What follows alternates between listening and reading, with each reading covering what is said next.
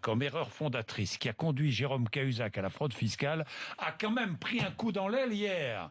Oui, car hier, Jérôme Cahuzac a dû s'expliquer sur la suite de l'histoire, plus personnelle, celle de son compte en Suisse ouvert sous le nom de code Birdie.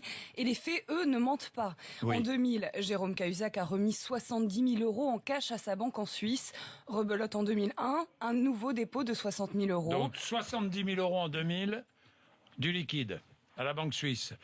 60 000 €, 70 000 en 2000, 60 000 en 2001. Des honoraires du docteur Cahuzac qui a opéré des patients étrangers au Moyen-Orient. Jérôme Cahuzac reconnaît la fraude fiscale. Une vérité accablante, explique-t-il. Acculé par les questions du président, il se livre même à un exercice de contrition de haut vol. Des sanglots dans la voix, il dit vivre un supplice. Revient sur les débuts de l'affaire, ses mensonges.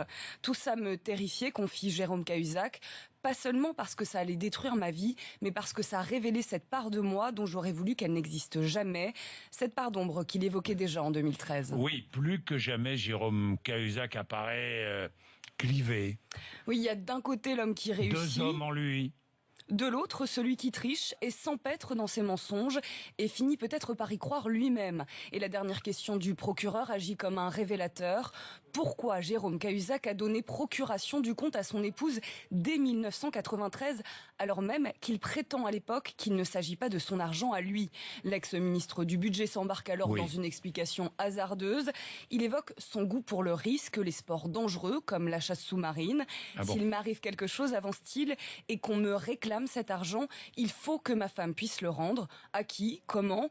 Jérôme Cahuzac n'apporte pas de précision. Au début du procès, Patricia Cahuzac avait juré ne pas connaître les détails de ce compte. Elle devra s'en expliquer, sans doute dès cet après-midi. Eh bien, nous vous écouterons demain matin. À ce moment-là, Marion Dubreuil. Il est 8h12.